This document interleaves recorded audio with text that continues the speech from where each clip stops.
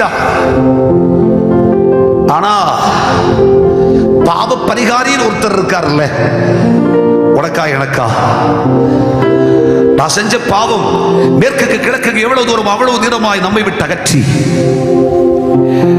சமுத்திரத்தின் கடையாந்தரத்தில் அதை தள்ளி போடுற ஒருத்தர் இருக்கிறாரே, அன்பராம் இயேசு, இன்பராம் இயேசு, பாவம் பரிகாரி, பாவம் போக்கு பரிகாரி அவர். அவரை பற்றிய நம்பிக்கை நமக்குள்ள இல்லாம போச்சே. பாவ மன்னிப்புக்காக பாவ மன்னிப்பு சீட்டை எழுதி கொடுத்து பார்க்கிறோம். பாவ மன்னிப்புக்காக பல இடங்களில் போய் வண்டியிட்டு பார்க்கிறோம். பாவ மன்னிப்புக்காக பல நதிகளிலே நீராடி பார்க்கிறோம்.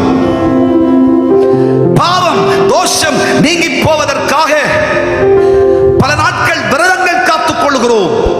இல்லை, பாவத்திற்கு ஒரே பரிகாரம் கல்வாரி சிலுவையிலே 3 ஆணிகளில் நமக்காய் அடிக்கப்பட்டு விலாவிலே குத்தப்பட்டவராய் கடைசி சொட்டு ரத்தம் வரையும் சிந்திய இயேசு கிறிஸ்துவின் ரத்தமே அல்லாமல் பாவ மன்னிப்புக்கு வேறு வழி இல்லை.